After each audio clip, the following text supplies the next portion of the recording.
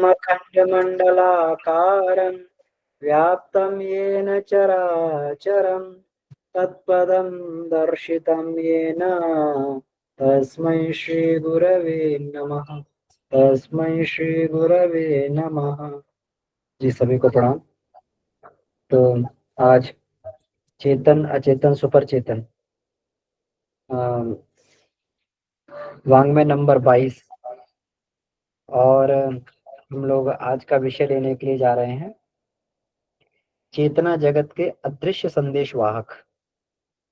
तो ये आज का विषय है और इसका जो है पुराने वाङ्मय में पृष्ठ संख्या है 2.187। आज इसमें वाचन माधुरी सिंह दीदी का है। जी और प्रणाम भैया। जी प्रणाम। और इसमें सार प्रस्तुतिकरण आदरणीय मीना दीदी का है। तो मेरा आवाज निवेदन, स्पष्ट आ रही है भैया? हाँ स्पष्ट आ रही दीदी जी। एक बार गायत्री महामंत्र सभी ऋषि सत्ताओं को हम लोग प्रणाम करें। ओम भूर्भुवः स्वः तत्सवितुर्वरेण्यं भर्गो देवस्य धीमहि धियो यो नः प्रचोदयात्। जी सभी को सादर प्रणाम। माधुरी दीदी छोटा सा निवेदन है, अपना कैमरा अगर ऑन करेंगे तो अच्छा लगेगा।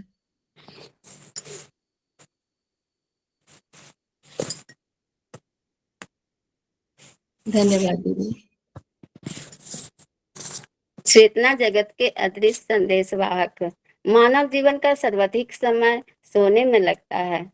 यद्यपि दिन के 24 घंटे में सामान्यतः 16 घंटे जागते हुए ही बीतते हैं, परंतु इन 16 घंटों में अनेक विधि क्रियाकलाप अपनाया जाता रहता है। यदि एक ही काम में समय लगने की दृष्टि से समय विभाजन और उसका मूल्यांकन किया जाए तो इसी निष्कर्ष पर पहुंचना पड़ेगा कि निद्रा ही मनुष्य का सबसे ज्यादा समय लेती है। स्वस्थ मनुष्य के लिए प्रायः 8 घंटे नींद लेना आवश्यक समझा गया है। नींद के संबंध में एक तथ्य यह भी प्रकाश में आया है कि उस समय शरीर तो सोया रहता है किंतु मन जागता रहता है और वह तरह तरह की हलचलें किया करता है। जागृत अवस्था में मन के जो क्रियाकलाप व्यवहार आचरण और कार्यों के रूप में अभिव्यक्त होते जान पड़ते हैं, क्रियाकलाप व्यवहार आचरणों के कार्यों के रूप में अभिव्यक्त होते जान पड़ते हैं। सुषुप्तावस्था में मन की वही हलचलें स्वप्न के रूप में दिखाई देती है। जागृत स्थिति में मन की उचंगों को सामाजिक दबाव, नैतिकता और सभ्यता के मानदंडों से दबाना पड़ता है, उन्हें व्यक्त होने से रोकना पड़ता है। लेकिन स्वप्न एक ऐसी स्थिति है कि वहाँ इस स्तर का कोई दबाव अथवा नैतिक बाध्यता नहीं रहती है, इसलिए सपने में मन स्वच्छंद होकर विहार करता रहता है। इसी आधार पर प्रसिद्ध मनोवैज्ञानिक फ्रायड ने यह सिद्धांत प्रतिपादित किया है कि प्रत्येक स्वप्न अतीत की अनुभूतियों और दैहिक संवेदनों विकारों का संयुक्त परिणाम होता है। स्वप्न यह स्पष्ट करते हैं कि हमारा चेतन मन हमारी भावनाओं के साथ एक खिलौना मात्र है। फ्रायड ने यह भी कहा है कि मन की उचित वासनाएं ही प्राय स्वप्न के रूप में प्रकट होते हैं और तरह तरह के रंग बिरंगे चित्र दिखाकर अपनी तृप्ति का उपाय खोजती रहती है। लेकिन अब यह धारणा पुरानी पड़ चुकी है और यह सपनों का एक पक्ष सिद्ध हुई है, न कि उन्हें समझाने या व्याख्यायित करने का संपूर्ण आधार। फ्रायड के अनुसार व्यक्ति के अवचेतन को किन्हीं समान और संकीर्ण सिद्धांतों द्वारा स्वप्न के माध्यम से समझाने का दावा किया जाता था और उन्हें अतृप्त इच्छाओं की अभिव्यक्ति मात्र समझा जाता था। किंतु अब स्वप्नों को समानता 3 वर्गों में रखा जाता है। एक तो वह स्वप्न जो शारीरिक दबावों से प्रभावित होने के कारण दिखाई देते हैं। दूसरे प्रकार के वे स्वप्न जो मानसिक स्थिति की प्रक्रिया स्वरूप उत्पन्न होते हैं। तीसरी श्रेणी में उन सपनों को रखा गया है, जिन्हें आध्यात्मिक स्वप्न कहा जा सकता है। शारीरिक दशाओं से प्रभावित सपनों में अपच, उदर विकार, सर्दी गर्मी की अधिकता, भूख प्यास, शरीर से किसी वस्तु के स्पर्श होने, सोते समय वातावरण में विशेष बदलाव आ जाने के कारण दिखाई पड़ने वाले दृश्य आते हैं। ऐसे सपनों में अतिरंजना और विकृति की प्रधानता होती है। उदाहरण के लिए सोते समय यदि कोई सुई या कील वगैरह चुभ रही हो तो स्वप्न में जान पड़ता है कि किसी ने भाला या तलवार घुसेड़ दिया हो। सर्दी की अधिकता में बर्फ की सीलियों पर लेटने या ठंडे पानी में डूबने तथा गर्मी में आग से झुलसने जैसे अनेक दृश्य दिखाई पड़ते हैं। मन मस्तिष्क पर पड़ने वाले विभिन्न दबावों, इच्छाओं, वासनाओं के आघातों से उत्पन्न स्वप्न दृश्य दूसरी श्रेणी के स्वप्न की कोटि में आते हैं। इस प्रकार के स्वप्नों के संबंध में प्रसिद्ध मनोशास्त्री कार्ल सेरनल का कथन है कि शरीर या मन का प्रत्येक विक्षोभ एक विशिष्ट प्रकार के स्वप्न को उत्पन्न करता है। यह ठीक है कि स्वप्न तथ्यों पर आधारित होते हैं, किंतु ये तथ्यों की सीमाओं से बंधे नहीं होते। उनमें कल्पनात्मक उड़ान भी भरपूर होती है। तीसरी श्रेणी के स्वप्न वे हैं जिन्हें आध्यात्मिक कहा जाता है। इन्हें अतीन्द्रिय भी कहा जा सकता है। फ्रायड ने इस तरह के स्वप्नों को यौन कुंठाओं के द्वारा प्रेरित और दमित इच्छाओं का प्रतीक कहा था। वही स्वप्न अब अतीन्द्रिय अनुभूतियों के आधार पर सिद्ध हो रहे हैं। विभिन्न अनुसंधानों, प्रयोगों और परीक्षणों द्वारा यह भली भांति स्पष्ट हो चुका है कि स्वप्न मात्र दमित यौन आकांक्षाओं अथवा कल्पित क्लिष्ट मनोवृत्तियों के दायरे में नहीं सिमट सकते, अपितु उनके विविध वर्ग एवं स्तर हैं। अतीन्द्रिय अथवा आध्यात्मिक स्वप्न भी उनमें से एक हैं। अतीन्द्रिय अनुभूति के स्पष्ट प्रमाण देने वाले विभिन्न स्वप्नों को वैज्ञानिक छानबीन से यही संकेत मिल रहे हैं कि व्यक्ति का अवचेतन मनुष्य के सामूहिक अवचेतन का ही एक अंग है। उसका विस्तार विराट और महत है। विश्व के अनेक आविष्कार इसी अवचेतन की कृपा से संभव हुए हैं। हेनरी फोर्ड, डेसफोर्टिस, डन पाइनकेयर जैसे गणितज्ञों को स्वप्न से मार्गदर्शन मिलने की घटनाएं सर्वविदित है। सिलाई की सुई से लेकर बंदूक के लिए शीशे के छर्रों और सैकड़ों वैज्ञानिक आविष्कारों की सफलताओं का आधार स्वप्न प्रेरणाएं ही रही है। विश्वविख्यात संगीतकार मोजार्ट को एक ललित संगीत धुन एक बग्घी में बैठकर कहीं जाते समय जरा सी झपकी लेने के वक्त सूझी। वायलिन वादक तारालिन को दी ट्रेबल सोनेट नामक धुन पूरी स्वप्न में ही दिखाई पड़ी थी। ये धुन काफी प्रसिद्ध और लोकप्रिय हुई। विश्व प्रसिद्ध संगीतकार चैंपियन भी अपने संगीत सृजन की प्रेरणाएं सपनों में पाते थे। प्रसिद्ध नृत्यगना मैरी बैगमैन से पास्ता रोल नामक एक नृत्य की प्रेरणा एक स्वप्न द्वारा ही प्राप्त की थी। हेनरी मूर, पठालो, पिकासो, एडियोबेथ, वान गागा, साल्वाडोर डाली आदि प्रख्यात चित्रकारों की सृजन चेतना में स्वप्नों का बड़ा हाथ रहा है।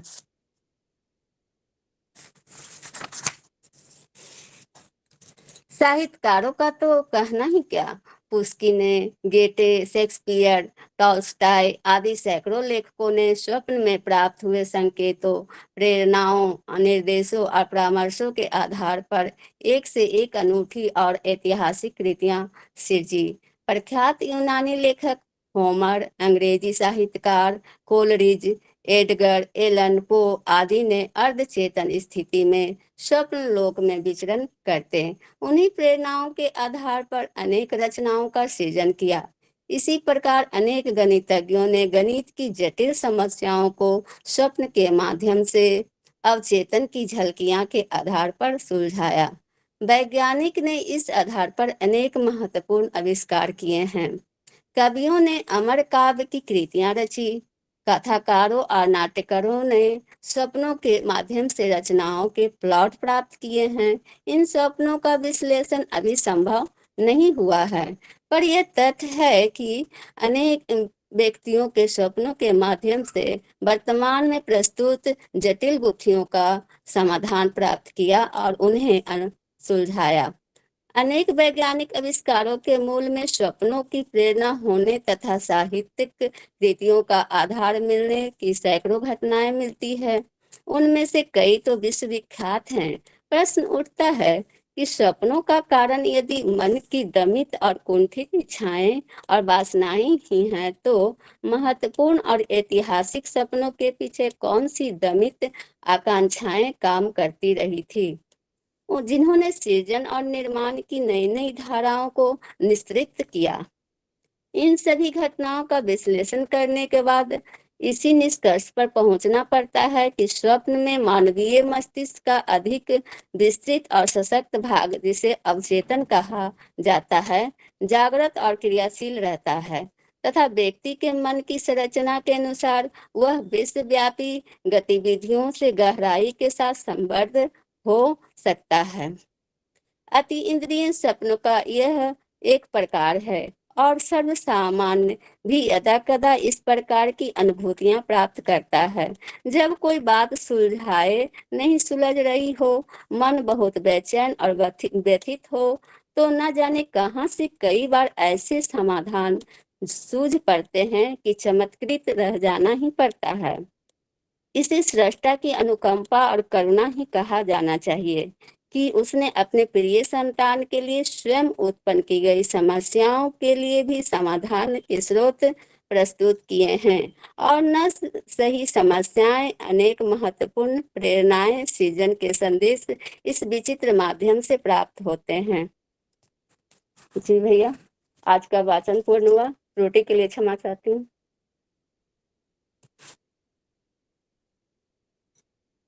बहुत सुंदर दीदी, बहुत अच्छा वाचन रहा आपका और इसके लिए बहुत बहुत आभार आपको आज के वाचन के लिए। तो मीना दीदी, मीना दीदी से मेरा निवेदन है। मीना दीदी हैं?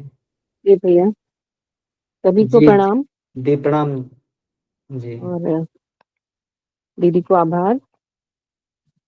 तो परम पूज्य गुरुदेव, वंदनीय माता जी, ऋषि सत्ताओं के संरक्षण में का सारांश प्रस्तुतिकरण देने का प्रयास करती हूँ। काफी गहन चिंतन मनन के बाद समझ नहीं आ रहा था कि हम इतने समय से पढ़ रहे हैं इसको, अवचेतन के विषय में, और सपनों की बात बार बार आ रही है।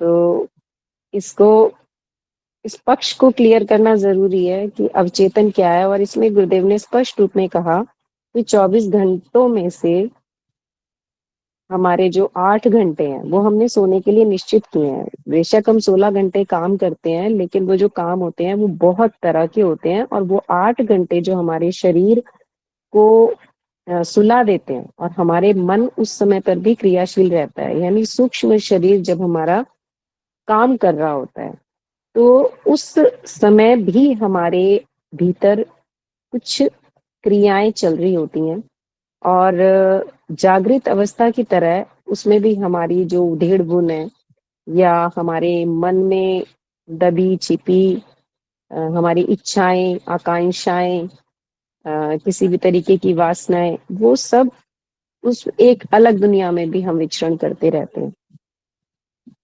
तो एक और चीज आ रही थी कि चेतनता जो होती है, बार बार इसमें बात हो रही है कि शरीर को शांत जब रहता है शरीर, यानी अगर आप कभी देखें कि जब हम जागृत अवस्था में होते हैं तो हम रह नहीं सकते कि एक अवस्था में बैठे रहें, कोई ना कोई क्रियाकलाप चलता ही रहेगा। जैसे कक्षा में बच्चों के साथ इस चीज के लिए हमें बड़ा स्ट्रगल करना पड़ता है कि उन्हें शांत बिठाया जा सके। कुछ ना कुछ मूवमेंट, कुछ ना कुछ क्रियाकलाप चलते ही रहते हैं उस समय पर, और कई दिशाओं में जो हमारा मस्तिष्क है वो काम कर रहा होता है। तो इसमें गुरुदेव ने जो ये बताए कि जो हमारा सोने का समय है और उस समय जो हमारे मन के क्रियाकलाप होते हैं, तो ये सारी की सारी जो इस पुस्तक में बताया जा रहा है, तो जान क्या रहे हैं, हम अपने शरीर को ही समझने का प्रयास कर रहे हैं। और शरीर में जो एक मन है हमारा, उसका बहुत ही महत्वपूर्ण रोल है। तो इसको जानना और समझना हमारे लिए क्यों आवश्यक है, और इतना बड़ा वाङ्मय गुरुदेव ने लिख दिया एक मन को समझने के लिए, क्योंकि मन हमारे शरीर का वह अदृश्य भाग है जो दिखाई तो नहीं देता, लेकिन उसकी जो भूमिका है वो इतनी अधिक है कि हमारे सारे क्रियाकलाप, हमारे सारे कार्य उसी पर डिपेंड करते हैं। कि जो हम कोई भी क्रिया कर रहे हैं वो हमारे मन में हो रही इच्छाओं के ऊपर निश्चित मतलब निर्भर करती हैं कि हमारी सोच, विचार क्या चलता है और हम क्या क्रियाएं प्रत्यक्ष में लेकर आ रहे हैं। हमें तो लगता है कि जो हम कर रहे हैं बस वही चीज, वही संसार प्रत्यक्ष में तो दिखता है, लेकिन यहाँ बात यही हो रही है कि चेतना जगत जो है उसके संदेशवाहक अदृश्य रूप से कौन से हैं, तो ये हमारा मन ही है, और इसमें अवचेतन मन की बात की गई है। तो इसमें गुरुदेव ने स्वप्न को स्पष्ट किया है कि स्वप्न क्या होता है। तो वो कह रहे हैं कि जो हमारा ये चेतन मन है, इसमें जो सारी क्रियाएं किससे होती हैं कि हमारे भावनाओं के हाथ का एक खिलौना मात्र है। जिस तरह की भावनाएं, विचारणाएं इसके भीतर हैं, भाव संवेदनाएं हैं, उसी के बेस पर हमारे सारे क्रियाकलाप होते हैं। तो इसमें गहराई से अब इसमें खैर ये समझ लेते हैं, पहले गुरुदेव ने जो बताया है कि जो फ्रायड के विषय में आया कि उन्होंने क्या बताया था कि हमारी जो दमित इच्छाएं हैं वो हमें सपने के रूप में दिखाई देती हैं। और तो फ्रायड को एक जन सामान्य जो व्यक्ति होता है उसका मनोवैज्ञानिक माना गया है कि उन्होंने जो बात रखी वो एक सामान्य व्यक्ति की बातें थी कि उनकी जो इच्छाएं होती हैं वो वासनाएं उनमें ज्यादा होती हैं और वो दबी रहती हैं, और जब वो सोने की स्थिति में पहुंचते हैं तो इसमें एक चीज और भी गुरुदेव ने लिखी है कि दिन भर यहाँ कहा गुरुदेव ने कि जागृत अवस्था में मन के जो क्रियाकलाप, व्यवहार, आचरण और कार्यों के रूप में अभिव्यक्त होते जान पड़ते हैं, सुप्तावस्था में मन की वही हलचलें स्वप्न के रूप में दिखाई देती हैं। तो यहाँ गुरुदेव एक वर्णन कर रहे हैं कि जागृत स्थिति में मन की जो उचंगे हैं या हमारी उमंगे हैं उस पर सामाजिक दबाव रहता है, नैतिकता और सभ्यता के मानदंडों से उसको दबाना भी पड़ता है, उन्हें व्यक्त होने से रोकना पड़ता है। तो यहाँ ये बात समझने की जरूरत है, इसमें बहुत गहरा अर्थ भी एक छिपा है कि जो मनुष्य की भावनाएं हैं, क्योंकि हम बहुत पिछली यात्रा हमारी बहुत लंबी रही है, लेकिन जब हम इस मानवीय जीवन में आते हैं तो हमारे लिए हम कुछ मापदंड रखते हैं, सभ्यता की दृष्टि से कुछ अंकुश लगाते हैं, कुछ व्यवस्थाएं बनाते हैं जिससे कि ये जो हमारी सामाजिक व्यवस्था है वो खराब ना हो। तो उसी में ये रहता है, लेकिन जो आत्मा है वो तो स्वतंत्र होती है, और जो पिछले जन्मों में हम अपने कर्म करते चले आ रहे हैं उनका जो संस्कार रूप में, बीज रूप में हमारे भीतर जो उनकी जड़ें फैली हुई हैं वो हमें उकसाती हैं, क्योंकि जो पिछली योनियों में जो हम थे उसमें हमने अपने ऊपर कोई अंकुश नहीं लगाया था। हमारे जो जितने भी क्रियाकलाप थे वो सब स्वतंत्र थे, और वैसे भी वो प्रकृति से ही संचालित होते हैं, तो उन दूसरी योनियों में उसकी आवश्यकता भी नहीं पड़ती, क्योंकि प्रकृति के वशीभूत होके ही सारे कार्य होते हैं। लेकिन जब हम मनुष्य जन्म में आते हैं तो क्योंकि जो मनुष्य है उसको जो ये बौद्धिक क्षमता मिली है या जो ये मन मिला है और इसकी जो 3 अवस्थाएं ये तो अब हम जानने लगे, लेकिन ये जो बुद्धि, चातुर्य, इसके बेस पर इसको एक दिशा देने के लिए और सही दिशा में जाने के लिए और पूरी प्राकृतिक व्यवस्था जो बनी हुई है उसको बनाए रखने के लिए कुछ अंकुश लगाने आवश्यक होते हैं।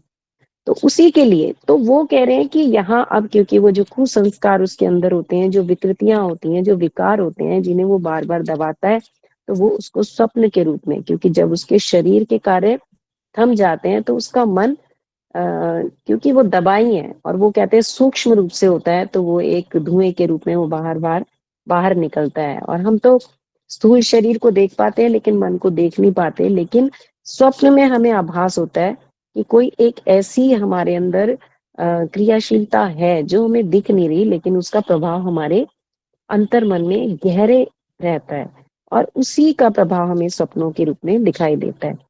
अब यहाँ लेकिन आगे गुरुदेव ने इसको स्पष्ट किया कि 3 तरह के उन्होंने डिवीजन किया इसका, जो पिछला हम पढ़ते चले आ रहे थे कि चाहे ये बहुत सारे मनोवैज्ञानिकों ने अलग अलग चीजें बताई, उन्होंने कारण बताए ये स्वप्न का क्या कारण है, अवचेतन के बारे में जो भी उन्होंने अपनी व्याख्याएं दी, लेकिन गुरुदेव ने इसको 3 कैटेगरीज में डिवाइड किया कि जो हमारे स्वप्न होते हैं एक शारीरिक दशाओं से प्रेरित होते हैं और एक मानसिक स्थिति की प्रक्रिया होती है और एक तीसरा उन्होंने आध्यात्मिक स्वप्न के रूप में हमें बताया। तो शारीरिक उन्होंने इसमें एग्जाम्पल्स दिए और ये चीज हमने अनुभव भी की होगी कि जो हमारे स्वप्न होते हैं, यदि कभी ऐसा हो जाए कि हमें बाथरूम हम ना जा पाए हों या थोड़ी बहुत ऐसी स्थिति रही हो कि हम ना जाएं, तो हमें सोते हुए, इसमें एक चीज और भी कही है कि जो स्वप्न में वैसे तो तथ्यों पर आधारित रहता है, लेकिन उसकी कलात्मक उड़ान बहुत ज्यादा होती है, तो बहुत बड़ा चढ़ा के हमें स्वप्न में वो दिखाई देता है। तो शारीरिक रूप से जैसे उन्होंने कहा कि अगर हमें कोई कील चुभ रही है तो हमें वो तलवार जैसी चुभन उसकी अनुभव हो सकती है, और इसी प्रकार यदि हमें बाथरूम जाना था तो हम स्वप्न में ये भी देख सकते हैं कि हमने वो क्रिया सोते सोते कर दी, ऐसा आभास होने का स्वप्न अक्सर आता रहता है। और ये जो शरीर में जो मतलब जो रुकावट करते हैं, हम शरीर की क्रियाविधियों को रोकते हैं, तो ये जो विक्षेप आता है तो ये हमें स्वप्न के रूप में दृष्टिगोचर हो जाता है। और दूसरा उन्होंने जो बताया कि जो मानसिक स्थिति की जो दूसरी श्रेणी के स्वप्न उन्होंने बताए, तो उसमें कहते हैं कि जो भी शरीर या मन पे हम रोक लगाते हैं, जैसे अभी हमने पीछे बात की, जो हम वासनाओं को नियंत्रित करते हैं, वो अलग अलग तरह के मन हो सकते हैं, अलग अलग तरह की भावनाओं के व्यक्ति हो सकते हैं, क्योंकि जितने मन उतनी ही तरह, जितने व्यक्ति उतने ही तरह के मन, ये कहा गया है। तो उसी प्रकार के स्वप्न उनको आते हैं, उसी तरीके की भावनाएं उनके सोते समय उनके ऊपर स्वप्न के रूप में उन्हें दिखाई देती रहती हैं। तो पीछे बहुत चर्चाएं हो चुकी हैं कि किस किस तरह के स्वप्न आते रहे हैं, लेकिन यहाँ एक तीसरी श्रेणी जो गुरुदेव ने बताई हमें, उसे आध्यात्मिक कहा गया है। तो आध्यात्मिक मतलब इन इंद्रियों से भी परे की बात, ये वो है अचेतन मन जिसे हम कहते हैं कि जिसके विषय में हम जानते नहीं है, और जो सुप्त अवस्था में भी कह सकते हैं इसको, और लेकिन जब हमारा शरीर सो जाता है तो हम आधा जगा और आधा सोया वाली स्थिति इसको हम मान सकते हैं। तो उस समय वो जो स्वप्न हमें दिखाई देते हैं, तो उसमें ये गुरुदेव ने बताए हैं कि जब बहुत अनुसंधान और प्रयोग किए गए हैं तो ये पता लग गया कि ये जो स्वप्न है, ये दमित यौन आकांक्षाओं और हमारी जो कल्पित क्लिष्ट मनोविकृतियां हैं उसके दायरे में ही हम इन्हें नहीं सिमटा सकते हैं। इसके बहुत से स्तर हैं और बहुत से वर्ग हैं। तो इसमें जो गुरुदेव ने अतीन्द्रिय अनुभूतियों से संबंधित बताए कि जब कोई व्यक्ति अपनी एक व्यक्तिगत प्रतिभा से आगे बढ़ता है और अपने मन को उस परम शक्ति के साथ, या इसमें गुरुदेव ने जैसे बताया सामूहिक अवचेतना का एक वर्णन, गुरुदेव कह रहे हैं कि इस सामूहिक अवचेतना क्या होती है कि एक हमारी व्यक्तिगत जैसे हम कहते हैं ना व्यष्टि, हम व्यष्टि हैं और समष्टि के साथ जुड़ना, तो इसी तरीके से व्यष्टि चेतना होती है और समष्टि चेतना भी होती है। तो जब हमारा संपर्क व्यष्टि चेतना का, हमारे मस्तिष्क में उठने वाले विचार भावनाओं का, इस पूरे सृष्टि में फैले हुए विचारों के साथ जब हमारा संपर्क सधता है तो हमारा ये सामूहिक अवचेतन जागरूक हो जाता है। अब इसको समझने के लिए हम कैसे समझें कि जैसे इसमें कलाकारों की बात हुई, म्यूजिशियंस की बात हुई, आर्टिस्ट की बात हुई, नृत्य की बात हुई, संगीतज्ञों से लेकर गणितज्ञों से लेकर साइंटिस्ट तक की बात गुरुदेव हमें बता रहे हैं कि उन्होंने किस प्रकार नई नई खोजें की। तो ये वो लोग थे जो अपने व्यक्तिगत स्वार्थ के लिए ये प्रयास नहीं कर रहे थे, उनका उद्देश्य कुछ सोसाइटी के लिए करने का था, समाज के लिए करने का था, या कुछ अपनी प्रतिभा को नए रूप से उजागर करना था जिससे दूसरों को भी लाभ हो। तो उस स्थिति में उनका जो संपर्क था वो समष्टि चेतना के साथ उनका जुड़ा और स्वप्न में उनको मार्गदर्शन मिला, जिससे इतनी अलग अलग तरह की विलक्षण प्रतिभाएं उभर कर आई, इन्वेंशंस हुए। और जैसा हम सब जानते हैं कि जो आइंस्टीन थे वो भी अपनी सारी खोजें इस प्रकार करते थे। तो इसमें लास्ट में गुरुदेव हमें यही बता रहे हैं कि ये सब जब हम इसका विश्लेषण करते हैं तो हमें ये पता लगता है कि स्वप्न में जो हमारा ये मानवीय मस्तिष्क है, इसका जो अधिक विस्तृत और सशक्त भाग, जिसे हम अवचेतन कहते हैं, तो क्योंकि यही कहा जा रहा है बार बार कि 90% हमारा सुप्तावस्था में रहता है मस्तिष्क, और 10% ये जो जागृत रहता है। तो उस हर व्यक्ति के मन की संरचना के अनुसार ये जो विश्वव्यापी गतिविधियों से गहराई के साथ संबंध हो जाते हैं, तो ये अतीन्द्रिय सपनों का एक प्रकार है। और कोई सर्व सामान्य व्यक्ति भी यदा कदा इस तरह की अनुभूतियों को प्राप्त कर सकता है। और हमारी बहुत सी समस्याएं, जब हम बहुत अधिक परेशान होते हैं या हम संघर्ष में जूझ रहे होते हैं, तो उस समय अनचाहे ही हम कहीं ना कहीं अपनी उन समस्याओं को यूनिवर्स में भेजते हैं, या हम घिरे होते हैं तो वो एक इंटरनल एक प्रार्थना होती है या इस तरीके की संवेदनाएं निकलती हैं हमारी, तो वो यूनिवर्स के साथ जुड़ती हैं, तो हमारी अनेक समस्याओं का समाधान हमें उसमें मिल जाता है। अब इसमें पीछे आ रहा था कि जो हमारी जितनी भी यौगिक क्रियाएं हैं, जो हमारे ऋषि मुनियों ने जितनी भी हमारे लिए ये जो योग का प्रारूप बनाया, उसमें जो यौगिक क्रियाएं कराई जा रही हैं, उसका जो उद्देश्य है वो हमारे अवचेतन को जगाना ही है। तो कई चीजें हैं जिसमें हम समझ सकते हैं और जान सकते हैं, तो उसमें हम करते क्या है कि हम साक्षी भाव को जागृत करते हैं। चाहे हम पंचकोश का ध्यान कर रहे हैं, तो जप के माध्यम से पहले हम अपने मन को, अपने शरीर को स्थिर रखने का प्रयास करते हैं, क्योंकि जब हम एक अवस्था में बैठते हैं, जब हम आसन को सिद्ध करते हैं, उसका अर्थ क्या है कि हम जगे रहें, यानी मन हमारा जगा रहे, लेकिन जो हमारे शरीर की शारीरिक गतिविधियां हैं वो शांत हो जाएं।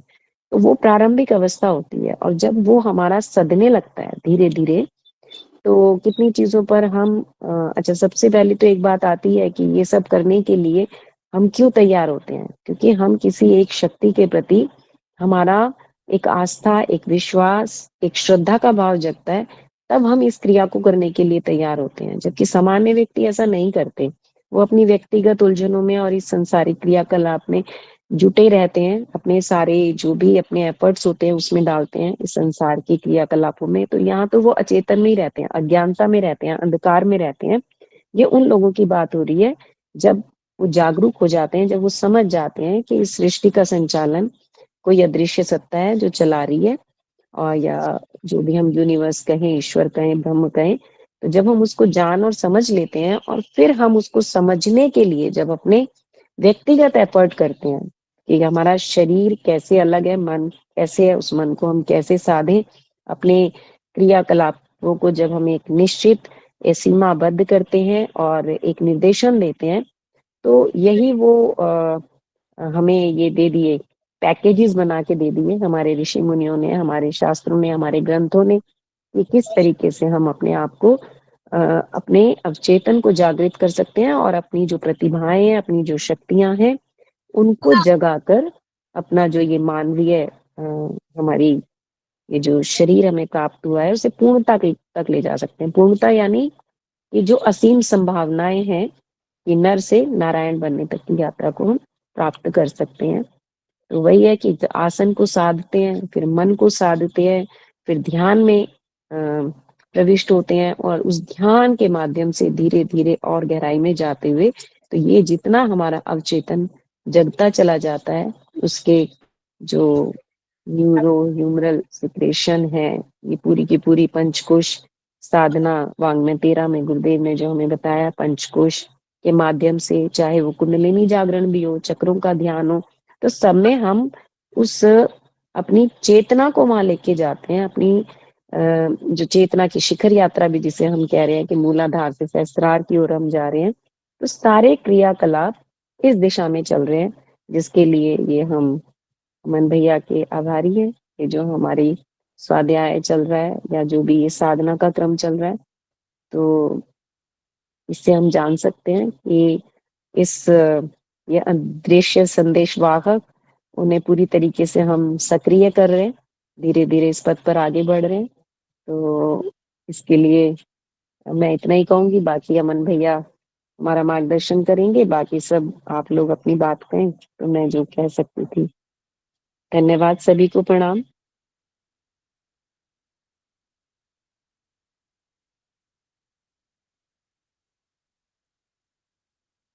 भैया आप म्यूटेड हैं, अनम्यूट कीजिए अपने आप को।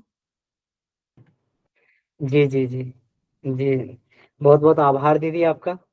बहुत ही सुंदर सार प्रस्तुतिकरण रहा आपका, और आपने लगभग हर एक पक्ष को इसमें ले लिया है, और हर पक्ष को लेने के बाद उसमें अपने अनुभव के साथ में उसको जो आपने सरल भाषा में इसको रखा है, बहुत ही सुंदर है।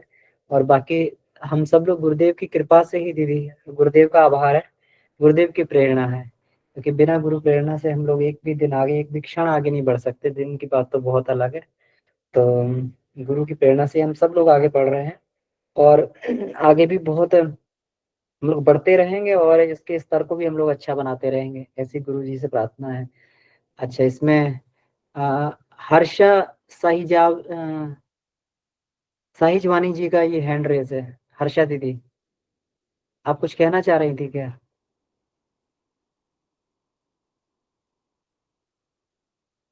जी हर्षा दीदी, अपने आप को अनम्यूट कर लें कृपया।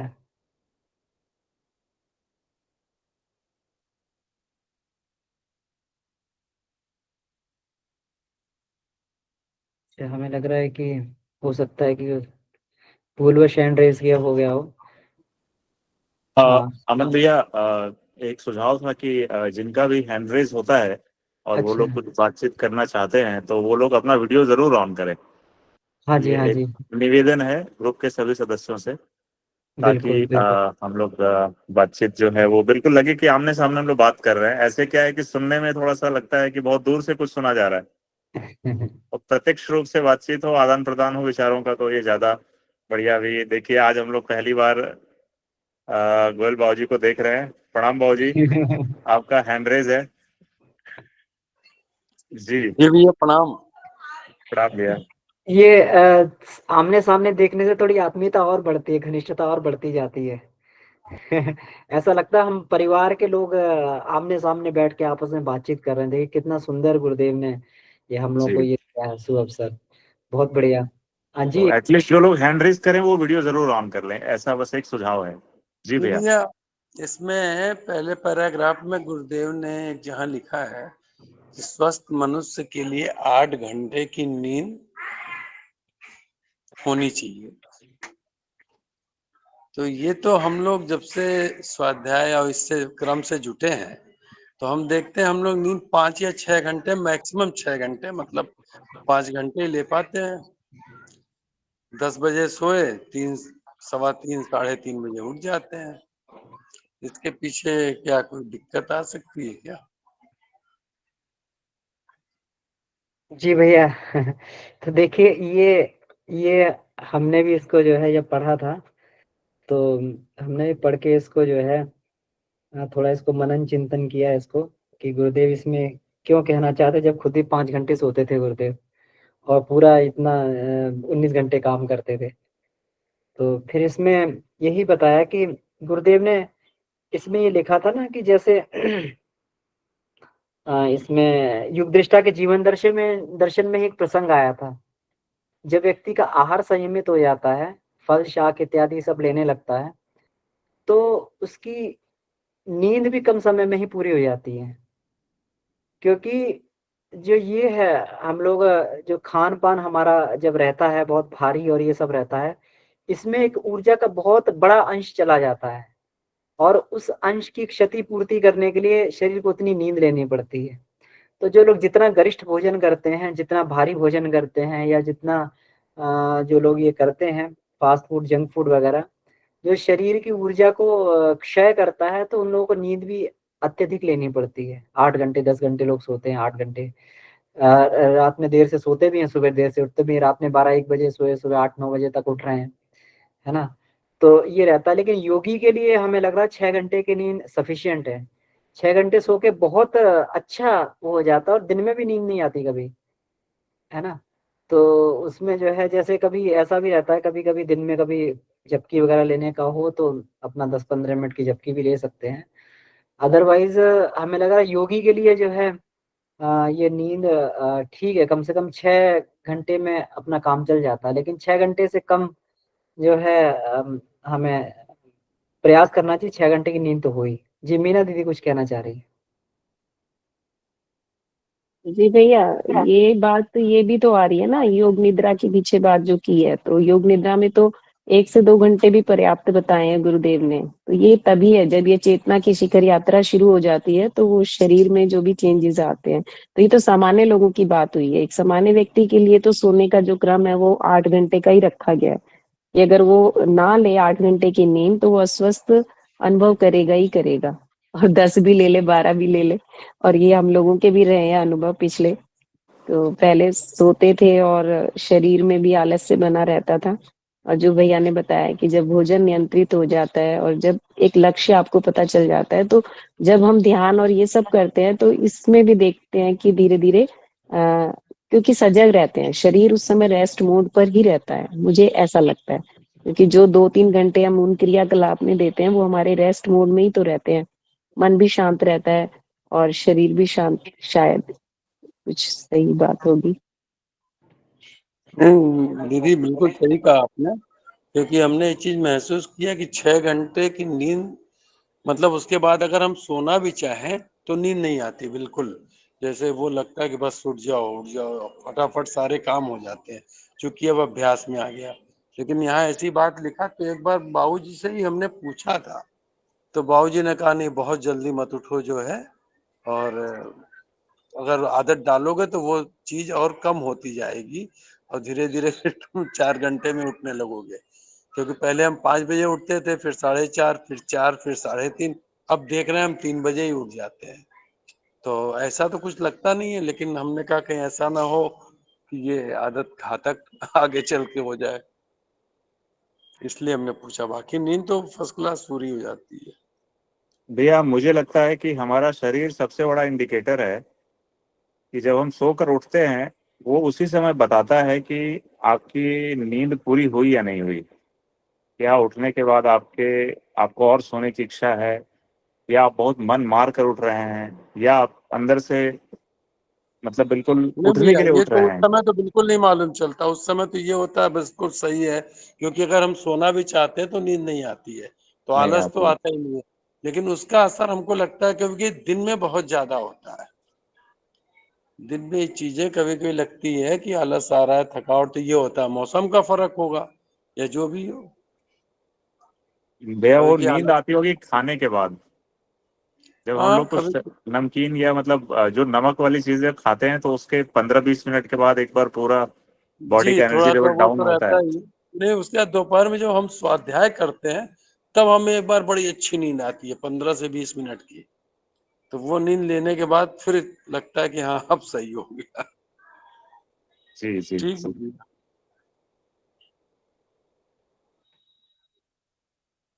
जी बिल्कुल। दोपहर में कभी इस तरीके से आ जाए, नींद आ जाए जैसे स्वाध्याय वगैरह, क्योंकि जो भी मस्तिष्कीय क्रियाएं होती हैं उसमें थोड़ा सा ऊर्जा की अधिक आवश्यकता पड़ती है। तो उस समय क्योंकि ऊर्जा आपूर्ति के लिए नींद सबसे बढ़िया ये मिलता है, साधन लगता है शरीर को। जो हमारा अवचेतन मन है तो वो तुरंत जो है स्लीप मोड में डाल देता है, या फिर जो है योग निद्रा में व्यक्ति चला जाता है। ध्यान में कभी कभी बैठे हैं तो गंभीर अवस्था में जो सुषुप्तावस्था आ जाती है, तो ऐसा लगता है कि पता नहीं कितना सो लिए हैं 5 मिनट में, 5 मिनट के ध्यान में।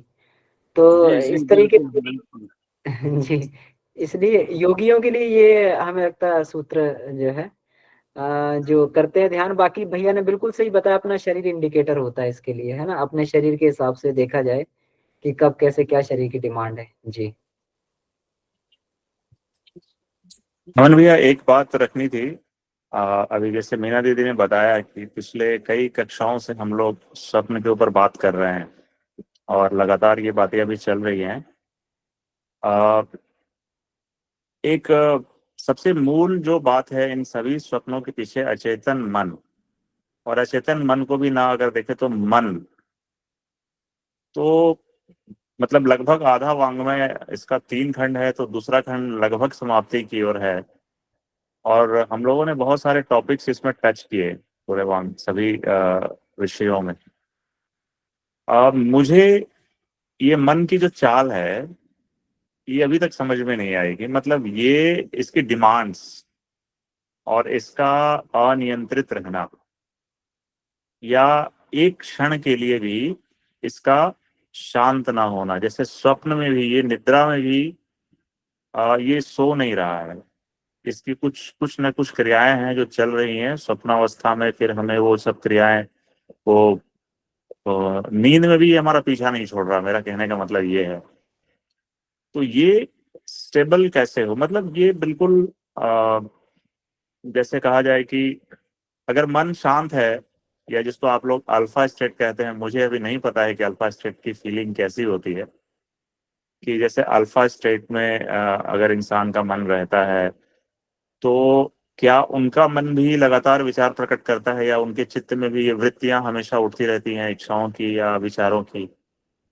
तो मतलब वांग्मय, मतलब भैया धीरे धीरे ये लग रहा है कि ये कंप्लीट हो जाएगा और अभी भी आंसर नहीं मिला तो फिर क्या होगा?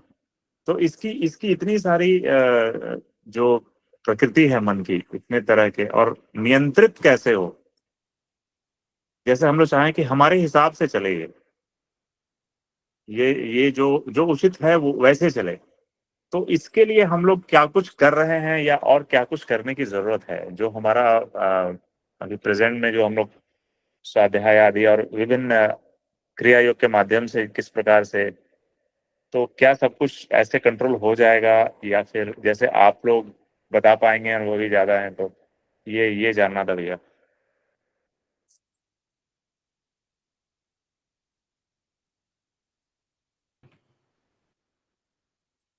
जी भैया, इसमें गुरुदेव की बात को ही जो पिछली बार रविवार की कक्षा में भी चर्चा हुई थी कि मन का नियंत्रण में होने का मन का नियंत्रण में होने का अर्थ क्या है? मन नियंत्रण में हो गया है ना, या एकाग्र हो गया।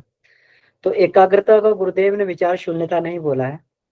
विचार शून्यता नहीं है, एक ही विचार पर, एक ही विषय पर, इसी में है ये। एक ही विषय पर उसमें असंख्यों विचार आ जाना और उसी में गहराई में उतरते जाना, इसको गुरुदेव ने एकाग्रता बोला है। जैसे मान लीजिए कि हम लोग जो है, हमारे अंदर ये नहीं है कि मन में असंख्य विचार चलते हैं, लेकिन समस्या यहाँ आती है कि मन में असंख्यों विषय के विचार चलते हैं, हम एक विषय भी नहीं टिक पाते हैं, है ना।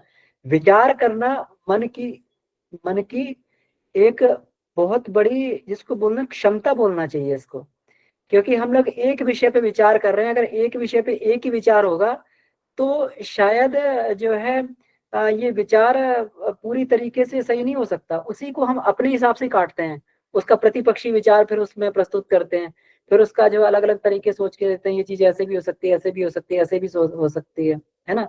कोई भी हम प्लान करते हैं तो अपने हिसाब से उसको कितनी बार उसको जो है प्लान को जो उसको, कि ऐसी परिस्थिति हो गई तो क्या होगा, ऐसी परिस्थिति हो गई तो क्या होगा। तो अपने ही उसमें असंख्यों विचार उस समय आते चले आते हैं, असंख्यों, कि आप इस तरीके से करेंगे तो क्या हो जाएगा, वहां जाएंगे, वहां आपको जो है ट्रेन में जहाँ रिजर्वेशन नहीं मिला तो कैसे जाएंगे, नहीं हुआ तो प्लेन से चले जाएंगे, प्लेन नहीं मिला तो कैसे करेंगे। ऐसे असंख्य विचार आपके मन में आते रहते हैं, तो मन की प्रकृति है। और गुरुदेव ने भी ऐसा कहा है। एकाग्रता को जो गुरुदेव ने कहा है, इसमें एकाग्रता का मतलब है एक ही विषय पर असंख्यों विचार भी अगर आ जाए तो उसे एकाग्रता ही मानना चाहिए, और उसी विषय पर हम गहराई से आगे बढ़ते हुए चले जाए, गहराई में चलते हुए चले जाए। तो ये एकाग्रता वाली बात को गुरुदेव ने कहा है। और नियंत्रण वाली बात को, कि मन अगर बुद्धि के नियंत्रण में, प्रज्ञा बुद्धि के नियंत्रण में काम कर रहा है और उसी के बताए हुए निर्देशों पे चल रहा है, तो इसका मतलब नियंत्रण हो गया। जी, ऐसा गुरुदेव ने बताया है जी। और हमें भी यही तथ्य जो है हमें भी आगे चल के बिल्कुल सत्य प्रतीत हुए और हो भी रहे हैं। जी गोकुल जी भाई साहब।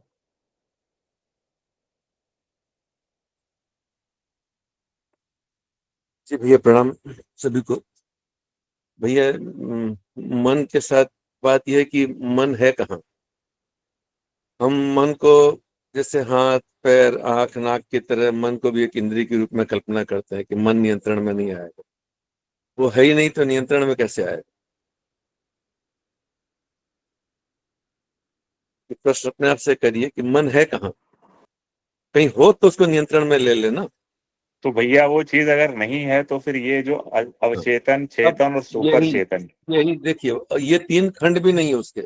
ये तो समझने के लिए हमने उसको 3 पार्ट कर लिया केवल।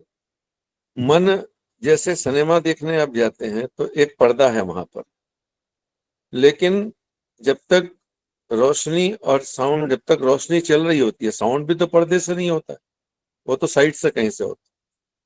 रोशनी के दृश्य जो उस पर पड़ रहे हैं, वो हमको उसमें पर्दा दिखता ही नहीं। हमको वहाँ खेत दिखते हैं, हमको मकान दिखता है, हमको नदी दिखती है, पहाड़ दिखता है, विभिन्न तरह की फैक्ट्रियां दिखती हैं, गाड़ी घोड़ा सब कुछ दिखता है, पर पर्दा कहाँ दिखता? पर है तो वहां पर्दा ना,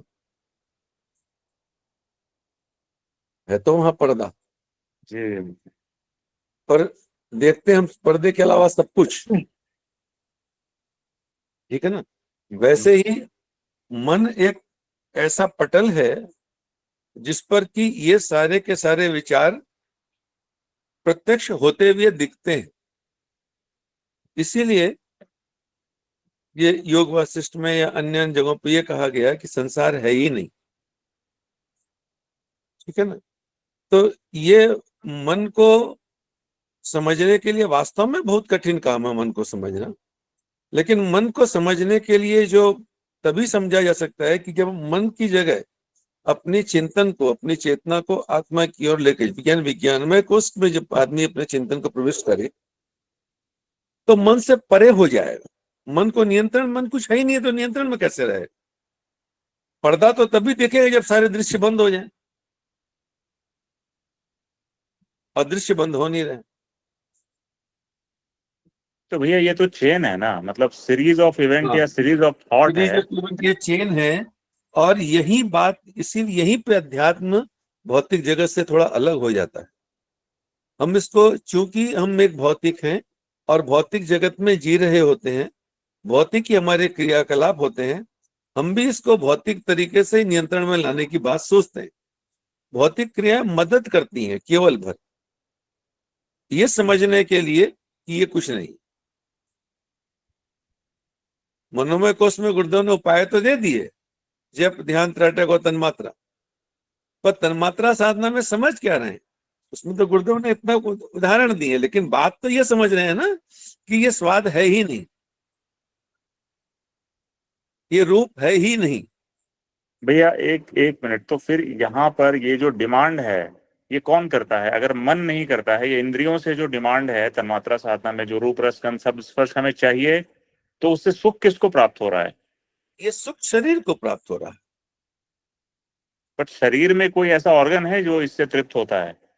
शरीर में, शरीर ही तृप्ति को बोध कर रहा है, लेकिन वो तृप्त होता कहाँ है? तृप्त होने के साथ साथ उसकी तृप्ति फिर बढ़ जाती, किसी और तरफ चली जाती। अध्यात्म में इतनी ही तो बात होती है कि हम जो, हमारा जो सारा दृष्टिकोण भौतिकता के प्रति है, जो कि होना सहज है, और सहज होने का कारण भी, जैसे भी पिछली चर्चा में दीदी ने बताया, कि हम कई जन्मों के संस्कारों को लेके आ रहे हैं। संस्कार तो एक चीज है, इसमें कोई दो राय नहीं है। मान लीजिए कि आप कल तक आप प्याज, लहसुन, मांस, मतलब कुछ भी खा रहे हो, आज आपने छोड़ दिया, सब कुछ छोड़ दिया, सब कुछ छोड़ दिया, तो आप ये नहीं कह सकते कि प्याज का टेस्ट आप भूल गए या नॉनवेज को चीजों आप भूल गए।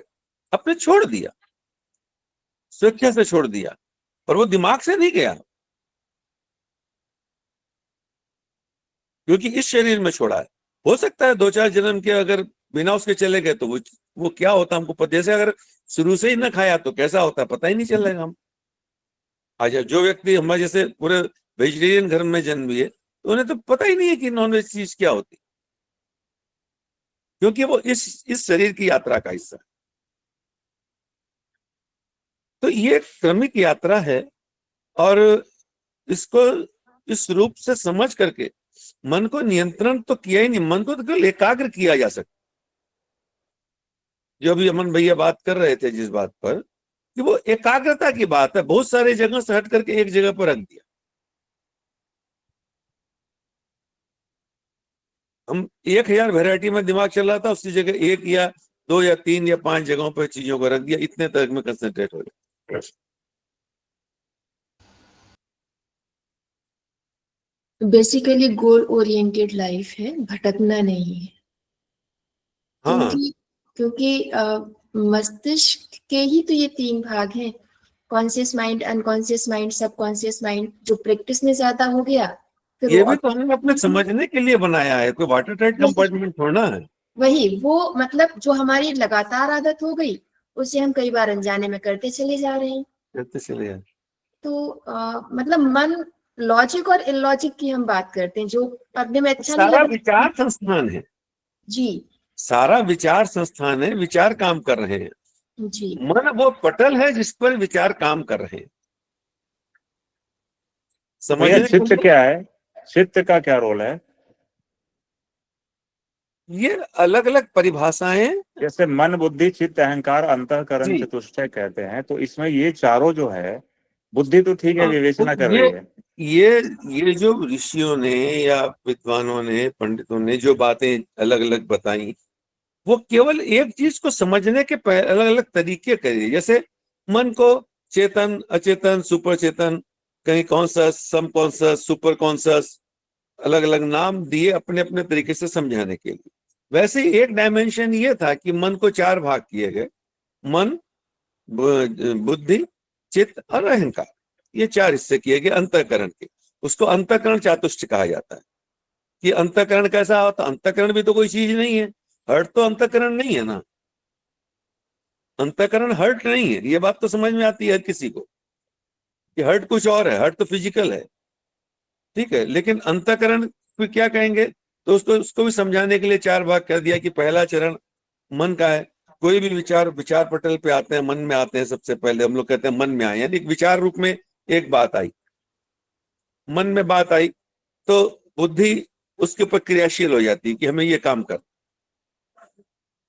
करने लगती है। और बुद्धि एक हमारा एक इतना बढ़िया नौकर है, इतना अच्छा वकील है कि जो हम कहेंगे वही काम करे।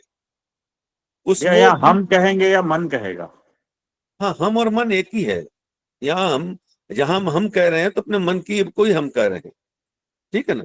तो ये शब्द तो हमको अपनी अपनी जगह से समझ लेने चाहिए। हम यहाँ अपने मन के लिए ही कहा जा रहा है। तो वो बुद्धि तो उस काम को, अभी मान लीजिए कोई काम करने का हमारा बहुत मन था, विचार था, हमारा बहुत विचार था। मैं मन भी हटाता हूँ, विचार शब्द कहता हूँ।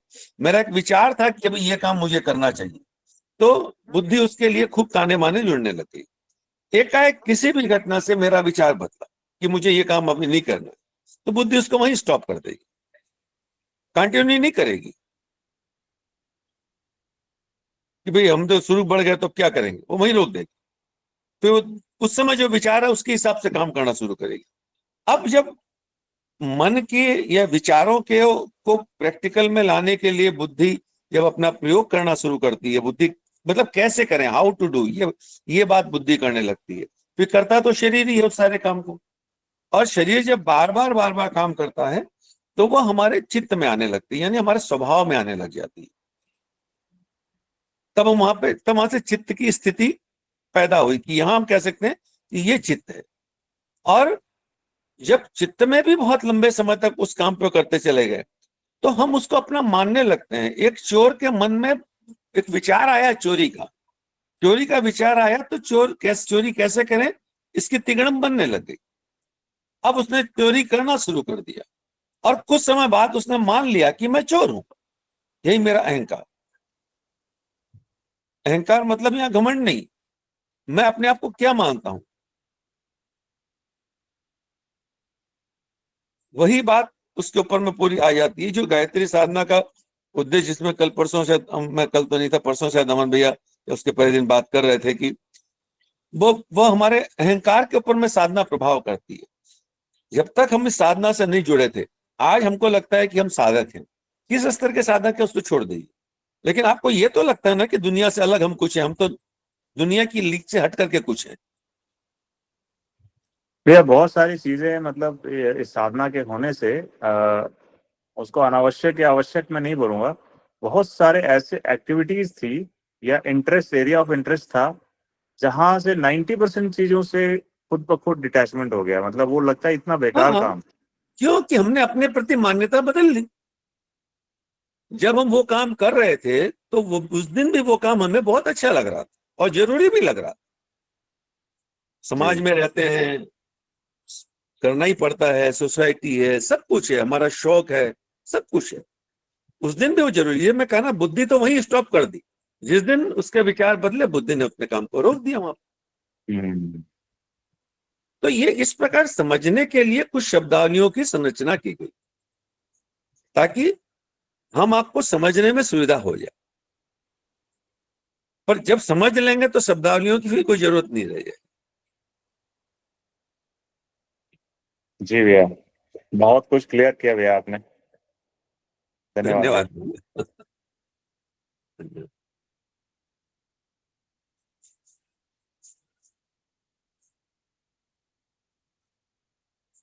जी बहुत बहुत धन्यवाद गोकुल भाई साहब। और भी हमारे भाई बहन इसमें अपनी बात को रख सकते हैं।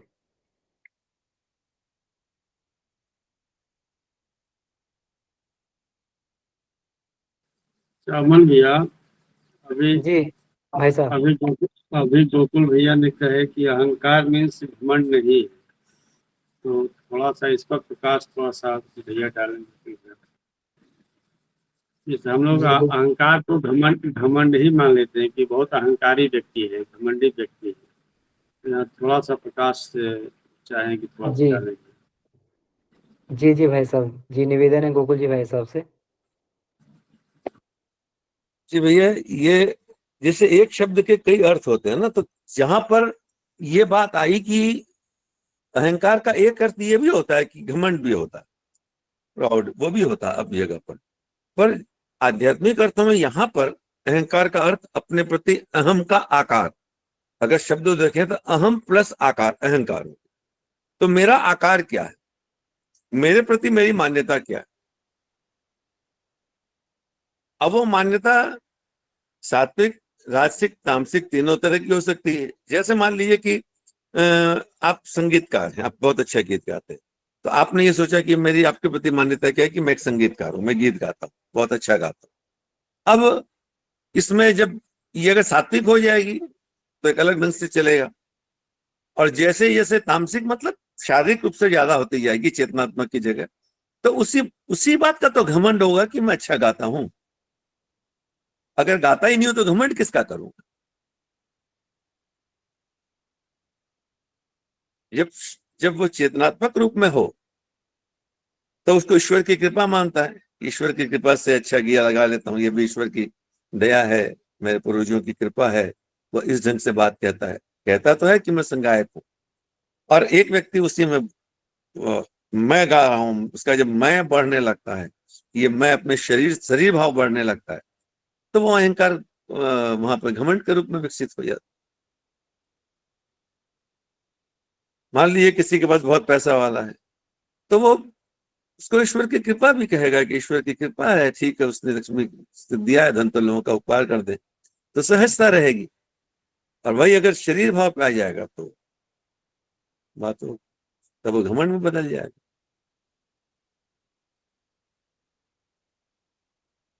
जी भैया, धन्यवाद। धन्यवाद।